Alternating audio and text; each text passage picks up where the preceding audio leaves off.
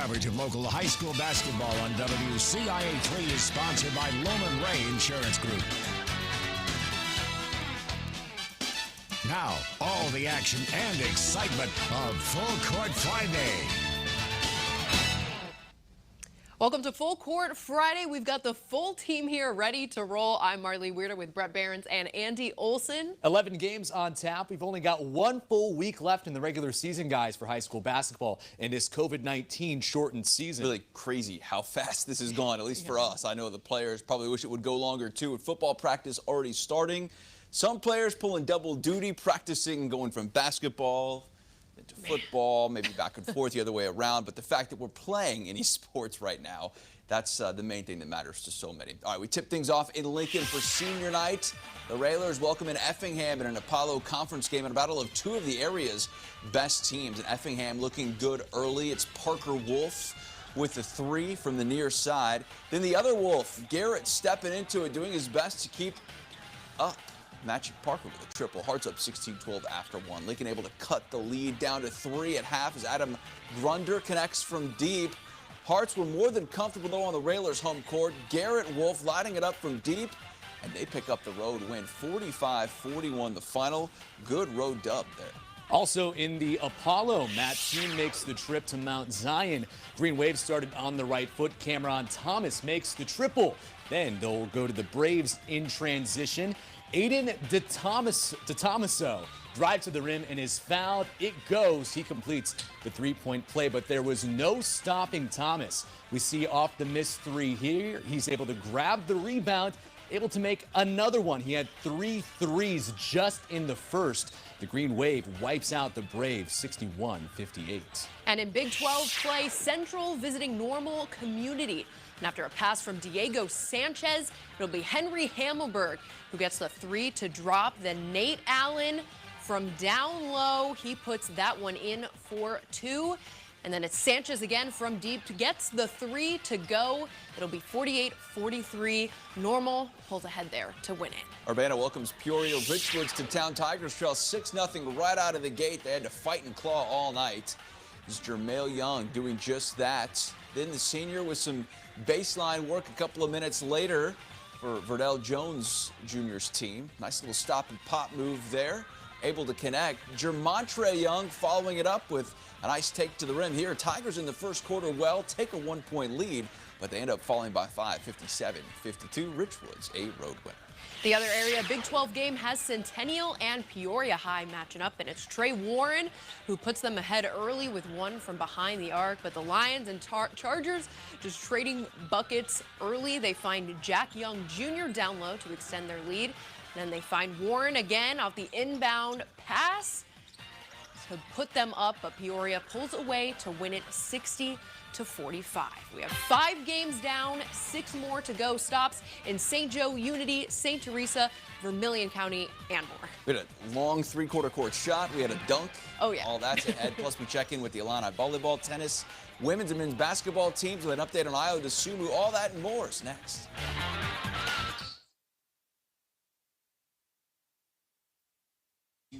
Oh, perfect. Perfect. How's everybody doing on Facebook? Hope you're well, staying safe. As I don't know about you guys, but for me, it's like, wait. Basketball season's over? Because basketball is usually from early November through March. Yeah, it's almost like an early stop, too. They got started late, and it's an early stop. Yeah. 6-week season. Doesn't seem like No, it hasn't even felt like we And we were talking earlier, too. There's like, it's just weird because normally teams practice so much and they just got thrown into the fire and they were doing some sort of workouts, but not like a lot of basketball stuff. It just feels like the games aren't quite as high of a level, and I don't blame it on anything but COVID. Because usually, whatever, they have months to practice. And then all summer, and you got to think they didn't have the summertime either. Yeah. Makes it even tougher for these kids. But, I mean, they're playing. That's all that matters. That's the main thing. I mean, there's no postseason, so it's like you're just out there having fun. Yeah. I mean, I ask everyone about their goals anytime I interview someone. The very first thing they say is they're just happy to be playing. Yeah. And then they get into winning. Yeah, it's that perspective piece of just like, okay, well, yeah, it's not what we would have hoped, but it's something. Yeah. So, you know, we'll take it type of thing, which is great, you know. And it's going to be that way with football, too, because, like, I don't know about you guys, but for me, it's like you play the regular season of football to qualify for the playoffs. Right. It's going to be weird. And then you qualify for the playoffs, and you want to win a state title. Like, yeah. I don't know why, for me, especially in football, it's that way, where it's like it's all geared toward the state title. It's funny you bring that up, because when I talked with Andy Romine, TUSCOLA football head coach, a little bit earlier in the week, brought up that they didn't even have playoffs until, what, 1974 or something like that. So that program's been going on since the 1800s. So he said they found something to play for in those 80 years. We're going to find something to play for this year, which I think is a good perspective. Isn't that so weird, though, that, like, there was no playoffs? For me, it's just like... Yeah. Like, that's what you play for, is the playoffs. Like, I want to win a state title. I don't just want to go undefeated in the regular season. I think at this point, though, they're just happy to, like... Yeah, absolutely. Like us, 100%. we'll take what we can get. They'll take what they can get. And that's 100% what it's all about. We get, like, 2 football seasons in 1 year. We do, yeah. With Illinois. Well, I hope that we're back to the normal in the fall. Right. That's my main hope out of all of it. All right, Jacob, we'll go back to Prod Switch. Yeah.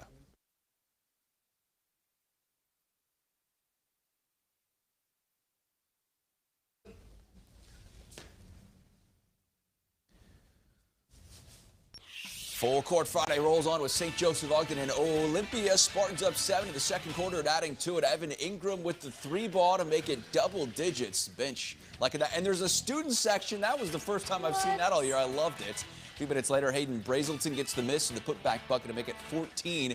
And right before the half, sophomore Ty Pence finding some levitation. I love it. The big-time slam. He's only in 10th grade.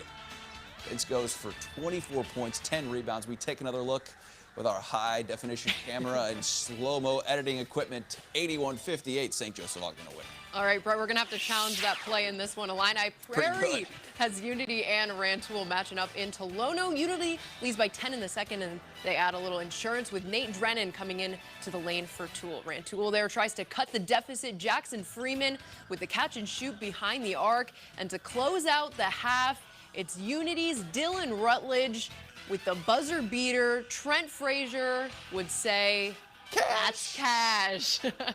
Unity goes on to win this one 53-32. Let's head to Decatur for St. Teresa and Tuscola. We start with Miller stripping the ball from Jalen Quinn, taking it all the way for the layup. Nice start for St. Teresa in this one. Then a baseline move by Geis, who gives it to Harper for the score, but you can't keep Quinn down for too long. He'll make a nice cut here to get 3. He had 23 points tonight, but it wasn't enough for the Warriors. The final 51-49. Bulldogs taking the win. Meanwhile, in the Vermilion Valley, Georgetown-Ridge Farm rolls out the welcome mats for Hoopeston area. Georgetown's Trevion Brown gets 2 points here. Georgetown would go up 13-6. Then the Jerkers, Anthony Zamora gets 2 points, driving the lane there. Hoopeston keeps the ball in bounds, while Georgetown able to score off it. Not exactly what they had planned. Brown gets another 2 points. Georgetown goes on to win 49-35. Other VVC action. Armstrong-Potomac takes the short trip to Salt Fork. Pick this one up in the third. Brady Tevibaugh gets 3 to put them up 15. Storm look like they are going to roll. AP trying to hang tough. Luke Gordon driving the kind of throw up there, the shot put, but he finds nothing but net. Second time's a charm for Salt Fork. Garrett Taylor for 2, 69-59. Storm pick up the nice win. And our final prep visual stop takes us to the Mount of Pulaski as the Hilltoppers host Warrensburg Latham, and it'll be Lane Murphy with the 3. Then Josh Lawson steals the ball mid-air. Take a look at that to end the third quarter, and it'll be more from Murphy. Another 3. 45-38, Mount Pulaski defends their home court. All right, guys, that's it. Just one more week of high school hoops. The Illini are going strong, though, and they got plans for a lot more than just next week. It's March. Io DeSumo is slowly getting back on the court, but will he play tomorrow at 7th-ranked Ohio State? More on that next.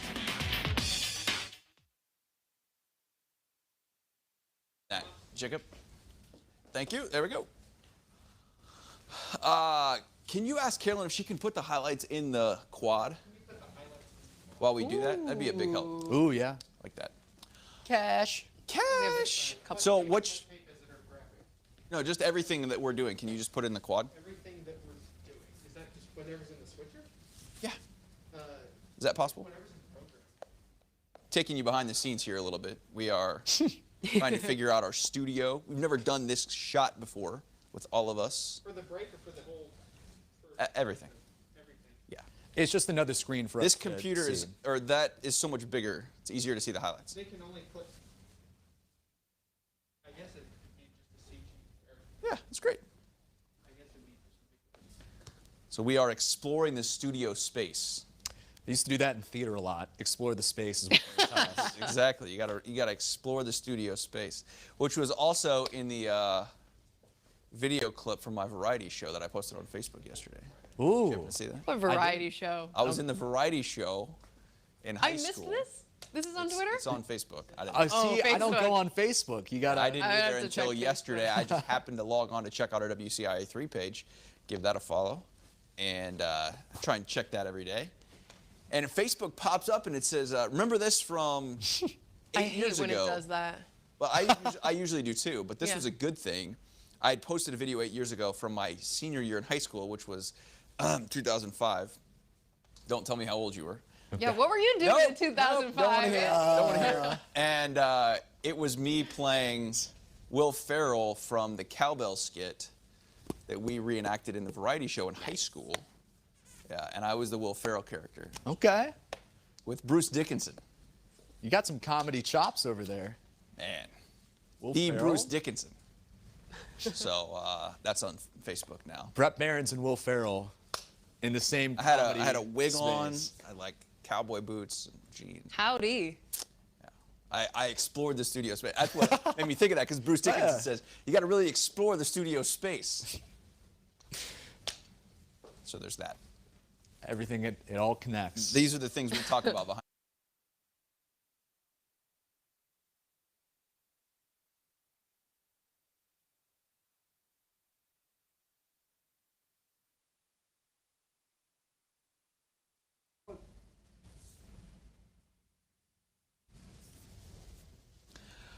Welcome back to Full Court Friday. After starting the season with back-to-back wins, Illinois volleyball has lost 6 straight matches. Well, that includes losses to #1 Wisconsin and 9th-ranked Penn State, and it doesn't get any easier tonight. Yeah, guys, that's right. Illinois hosting #4 Nebraska, and they'll take the lead as predicted in the first set, but the Illini able to tie it up with an ace from the conference leader, Taylor Cooper.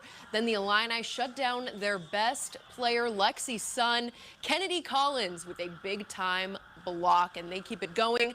The freshman Raina Terry puts up an impressive set. She goes in for the kill here, but the Huskers take the first set and the match in 3. So Illinois volleyball now drops to 2-7 this season. Tough sledding for them. Io DeSumo is still day-to-day with a concussion, according to head coach Brad Underwood. He's got that facial injury, of course, he sustained at Michigan State. Unclear if the Illini's best player will suit up at #7 Ohio State tomorrow. But Underwood said he went through an individual workouts on Wednesday. Then he practiced some with the team yesterday. He has missed the last 3 games. Backup big guys, so it's going to be tough because I don't necessarily look at this one and say. Это мои братья. Бородатый лысый как байк. We're on a time. Okay, that's what we were waiting for right there, because Georgie Bashanis really puts a smile on your face. Whether Io plays or not, we know Georgie B will be in a good mood. It's easy to smile, sing, and dance, guys, when you're on a Zoom call with the media. When you're the 4th-ranked team in the country, it's all good, right? Despite all the national attention the Illini are getting, they say their goals remain the same. Our goal has been and is and will be to go win it all. It has been. We knew right away when the season started what kind of players we have, what kind of talent we have, and we know that our potential is limitless. So right now, there is no change in our mind, We want to go win it all. And that was just an all-time Georgie Bashanishvili press conference. After beating #2 Michigan, Illinois has certainly shown it can do just that and more. They're locked into the #2 seed in next week's Big Ten tournament, but they still have one more game to go before they head to Indy for what they're hoping is an extended stay. Getting a win against the Buckeyes would all but guarantee a top seed in the NCAA tournament, but it won't be easy. Ohio State won in Champaign in January, thanks to Illinois native and Illinois prospect E.J. Liddell's career-high 26 points. He's a good player. He's a really talented kid. He's going to score, 16 to 20 because of his talent. And you know, we just can't give him the easy baskets. You know, he made 4 threes in the first game against us, and you know, we got to do a better job of contesting that.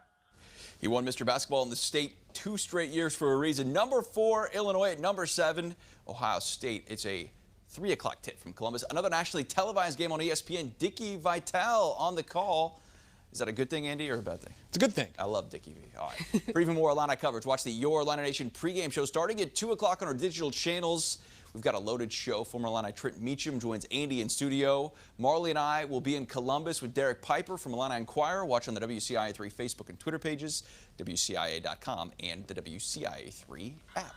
Well, Illinois women's basketball wraps up its regular season this afternoon hosting Minnesota. The Illini are last in the Big Ten with just 1 Big Ten win. Jada Peebles hits the 3 there to get the Illini going right before the end of the half. Then Janae Terry weaves her way through the lane, hits that hard bucket. Terry, this time though, the distributor. She finds Nay, who hits the easy jumper. The Illinois Fighting Illini go on to win this one. 72-64, first win in a month for Illinois. Now, 9th-ranked Illinois men's tennis hosts Iowa out at Atkins off Zeke Clark's serve. Iowa's return is too long, and he and Alex Brown take that set. Another turn serve this time. It's no Cliff, and Montsy slams the return from the Hawkeyes. They win 6-4 in that one. Illinois as a team win it 7-0, a sweep. All right, guys, that's going to do it for us tonight. Thanks so much for watching. For Marley and Andy, big day and weekend for the Illini. It is March, and they are finally relevant. It's kind of weird to say. Yeah. Illini haven't played the NCAA tournament since 2013. That will happen. They are playing for a top seed tomorrow. We've got all of your coverage starting with the pregame show. We'll have the postgame press conference live on our digital channels, the same ones you can watch the pregame show on. And then we got the news, of course. Right. Highlights, all of that. Don't forget about that. All that's looking forward to tomorrow. And then Selection Sunday, 1 week from this Sunday. It's going to do it for us tonight. Have a great day.